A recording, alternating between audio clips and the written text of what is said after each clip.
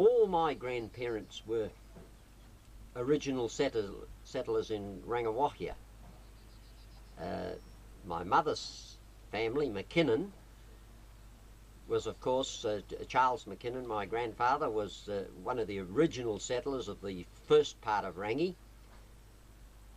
He lived down Mangaremu End, whereas my grandfather McKean was one of the original settlers in the Martin Block area, up closer to the range.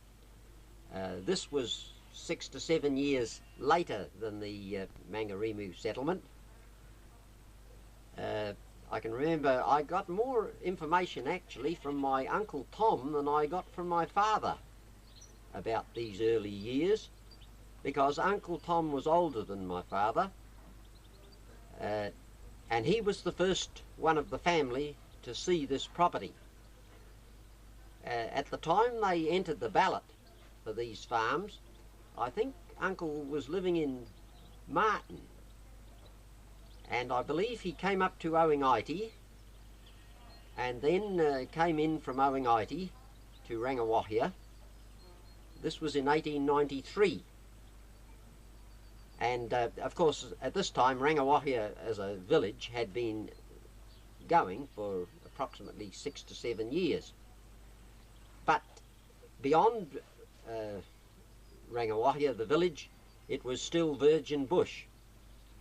And this was the area that had been surveyed and was ready to be cut up and balloted for. This is where our family had drawn land. So Uncle tells of riding or walking up from Rangi up what is now Tuparapara Road, looking at all the pegs on the side of the track where the numbers were carved in the totara, trying to find the number that would indicate it was their property. At last he found it on the corner now where Michael Burke and I join. He went on further to the next property, which is now the Ski Road corner, and he went a little bit off onto a small rise there and climbed a tree, getting a fairly good view of what was our property. He could see right over to Ruapehu, and I remember him saying that as far as the eye could see there wasn't one sign of human habitation from where he was.